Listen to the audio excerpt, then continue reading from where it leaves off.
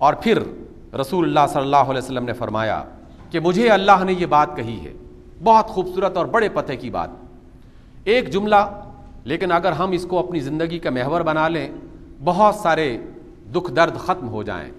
بہت خوبصورت جملہ، اللہ کے رسول فرماتے ہیں کہ مجھے اللہ نے فرمایا ہے یا دنیا اخدمی من خدمنی، کہ اللہ نے اس دنیا سے کہہ دیا ہے کہ اے دنیا اس کی خدمت کر جو میری خدمت کر رہا ہے، یعنی جو اللہ کی بات مان رہا ہے، اللہ نے دنیا سے کہہ دیا کہ اے دنیا تو اس کی خدمت میں لگ جا۔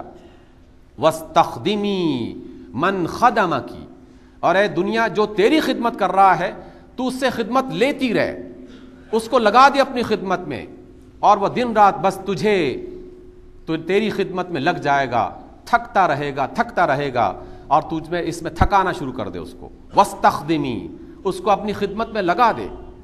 اس لیے وہ لوگ کہ جو اللہ کی محبت میں اس دنیا میں مال کماتے ہیں، دنیا ان کے آگے پیچھے بھاگتی ہے، اور جو لوگ دنیا کی طلب میں اس کے پیچھے بھاگتے ہیں تو دنیا انہیں اپنے پیچھے بھگاتی رہتی ہے، پھر کسی لمحے انہیں سانس نہیں آتا، کہیں انہیں ٹھہر کر سستانے کا موقع نہیں ملتا، اور ساری زندگی اسی میں بسر ہو جاتی ہے۔ اسی وجہ سے ہمیں یہ بات اچھے طریقے سے سمجھ لینی چاہیے کہ دولت کمانی ہے اور بہت زیادہ کمانی ہے، جتنی چاہے کمائیں، لیکن نیت یہ ہے کہ ہم نے اللہ تعالیٰ کی اس نعمت کو اللہ کے بندوں میں تقسیم کرنا ہے، تاکہ وہ اللہ ہمارا دوست بن جائے، ہمارا مددگار بن جائے، اور دنیا میں بھی اور آخرت میں ہماری مصیبت میں شدت میں کام آنے والا بن جائے۔ رسول رحمت علیہ الصلوۃ والسلام نے ان افراد کے لیے کیا خوبصورت وعدہ فرمایا ہے، اللہ تعالیٰ کی طرف سے وعدہ سنایا گیا ہے۔ رسول اللہ فرماتے ہیں کہ اللہ رب العزت قیامت کے روز یہ کہیں گے، یبن آدم، اے آدم کے بیٹے، مرضت فلم تعودنی، میں دنیا میں بیمار پڑ گیا تھا، میری عیادت کیوں نہیں کی تم نے؟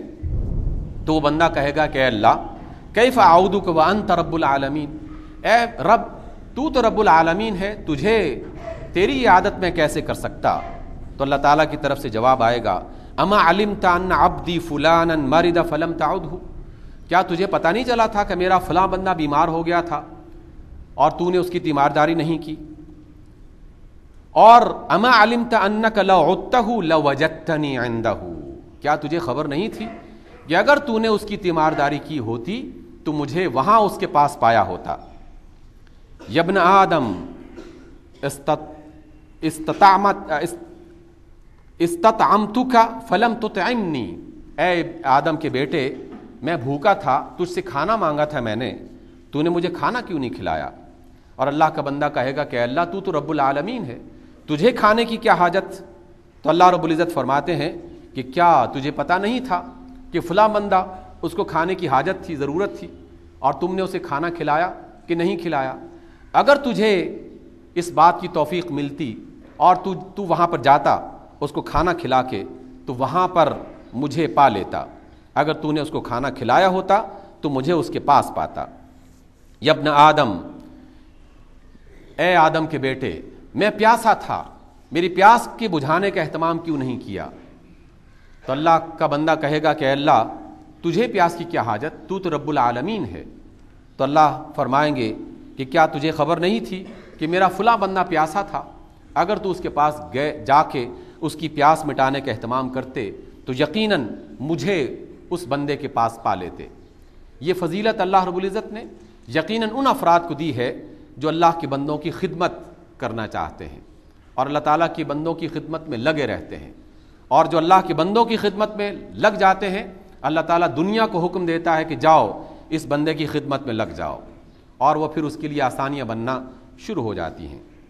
ایک اللہ کے بندے نے بڑا خوبصورت پیغام دیا اور بڑے اچھے طریقے سے سمجھانے کی کوشش کی، میں انہی کا پیغام آپ تک پہنچانے کی کوشش کرتا ہوں کہ ہم اللہ تعالیٰ سے بہت کچھ طلب کرتے ہیں، دن رات طلب کرتے ہیں، اپنی دعاؤں میں ہر چیز جو ہماری حاجت ہے، جو ہماری ضرورت ہے، اس کو طلب کرتے ہیں، لیکن وہ ہماری طلب پوری ہوتی ہے کہ نہیں ہوتی، اس کے لیے خوبصورت سا نسخہ ہے، اس پر عمل کر لیا جائے تو یقیناً بہت ساری ہماری آرزویں پوری ہو جائیں گی۔ انہوں نے کہا کہ تم اللہ تعالیٰ سے معافی مانگتے ہو، اپنے گناہوں کی. ہم سب معافی مانگتے ہیں. ابھی نماز میں بھی ہم معافی مانگیں گے, نماز کے بعد بھی دعا کریں گے.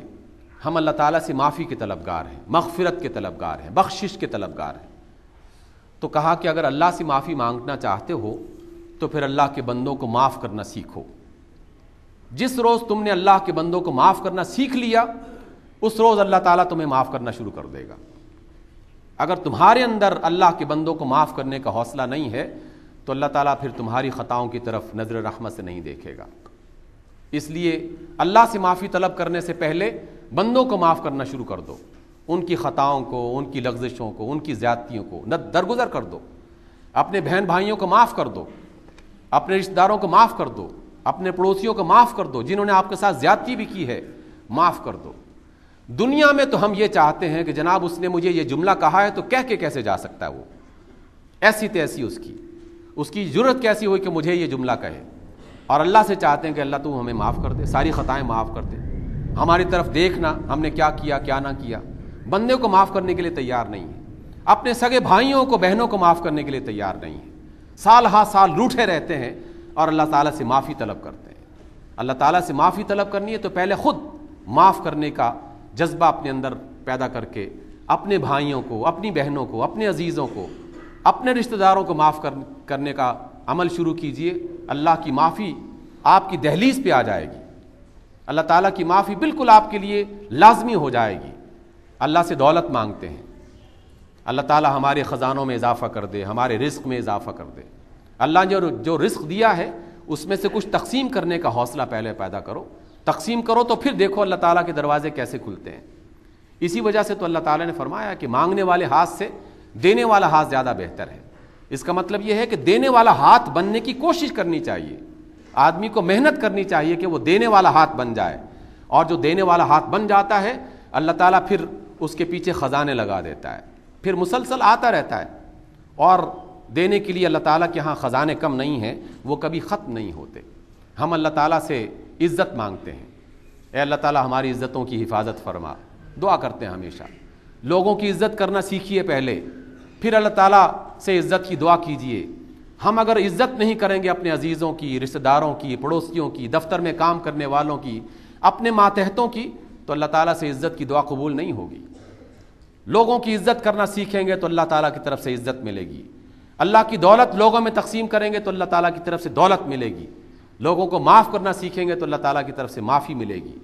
اس لیے دینے والا ہاتھ بننے کی کوشش کریں, اور دینے والا ہاتھ اسی کو میسر آتا ہے جس کے دل میں اللہ کی محبت, اللہ تعالیٰ کی رضا کی طلب, اللہ تعالیٰ کی خوشی, وہ اس کی غرض بن جاتی ہے. اور اللہ کی رضا, اللہ کی خوشی اس کے بندوں کو خوش کرنے میں, اس کے بندوں کو راضی کرنے میں, اس کے بندوں کو سہولت فراہم کرنے میں, اس کے بندوں کو معاف کرنے میں ہے. یہی طرز عمل رسول رحمت علیہ الصلاۃ والسلام کا ہے. اس پر ہمیں عمل کرنا چاہیے.